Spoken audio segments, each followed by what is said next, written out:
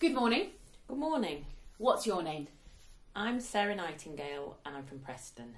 Whereabouts in Preston are you from, Sarah? Ashton on Ribble. Oh, right by the docks. That's right, yes. And what do you do, Sarah? I'm a housewife at the moment. Brilliant. And so you have children, or? Yes, I have 3 children, and my youngest child, who's 15, has severe autism. Oh, I'm sorry to hear that. So does he looks physically like a 15-year-old? Yes, he looks like a normal 15-year-old, or he's like a rugby player, but he has, I'd say, the mental age of a 3-year-old. He's like a 3-year-old trapped in a man's body almost. Gosh, that must be quite unusual to deal with. Well, it's not that unusual because I think there are quite a lot of autistic people around, and I think it's recognised that there are, but it is quite a challenge to deal with, yes. So would you say on a day-to-day basis that people are accepting of the condition? I think people are maybe more accepting than they were 20, 30 years ago, because people do know about autism now, and there's been a lot more in the press about autism, and obviously a lot more people have been diagnosed with it. But I still find that people can be quite shaken and surprised by an autistic child and don't really know how to deal with him. Sometimes in the supermarket, if he has a bad day, you'll get a very negative reaction. I think, when a 3-year-old has a tantrum in the supermarket, it's very different from when a 15-year-old does, because people just think, what's going on there, what's wrong. So it can be quite difficult, yes. I think people probably might look at you and think, well, he's a teenager, so almost why hasn't she got a handle on how to deal with him? Yeah, I think people who don't know anything about disability often think, why is that woman behaving like that, and why is that child behaving like that, and they just don't understand that there's an issue there. It can be very embarrassing, and it can be quite hurtful. People can be quite cruel. Do you feel that it's sort of people accuse you of being a bad parent in a way? That's what it feels feels like. I like. have had that in the past, yes, yeah. But I think you have to rise above it and get on and do the best job you can, because there's no one else to do it. You have to do the job, and I do get a lot of support. There's quite a lot of support in Lancashire, so we're quite lucky in this area. But it's always hard. Yeah. What's it like on a day-to-day basis then? What's different about your morning to, say, the average morning? Well, my child is very hyperactive. He also has a diagnosis of ADHD as well, and he's on medication for that. So as soon as he wakes up in the morning, he's like Tigger. He's bouncing off the walls. He needs his medication. He needs his breakfast, and he needs a very, very strict routine.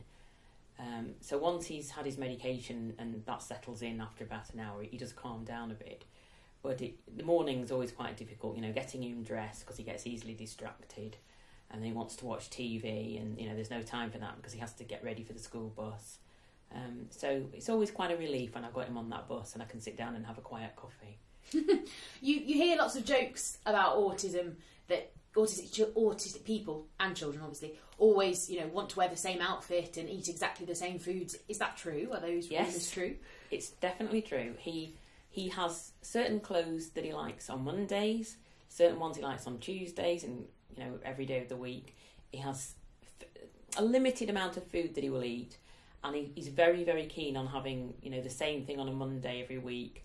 Then on the Tuesday, he likes sausages on a Tuesday, chicken on a Wednesday, pasta on a Thursday, and I think it's quite important to break that routine.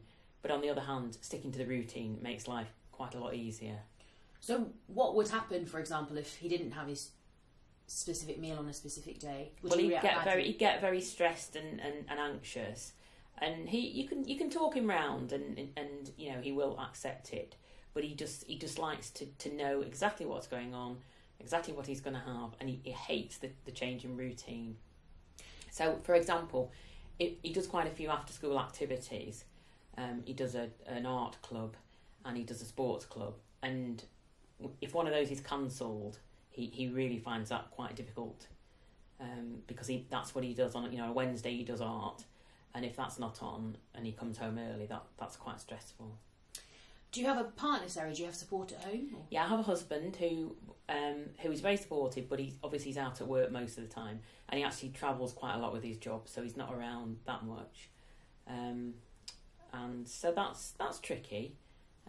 So did you have to give up work to keep continuing to look after your I son? did, yes. I chose to do that because it was so stressful when he was little, and having a childminder is one thing, but having a childminder that can deal with a child like that is, it's difficult to find somebody. He, even now at his age, he has very little road sense, and as a toddler, he would just run everywhere and would happily run out into the road and not think about traffic. So yes, it's a bigger responsibility for someone to look after a child like that.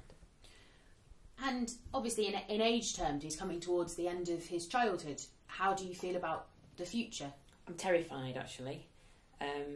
He can go to his present school till 16, and then there's another place he can go to till 18 or 19.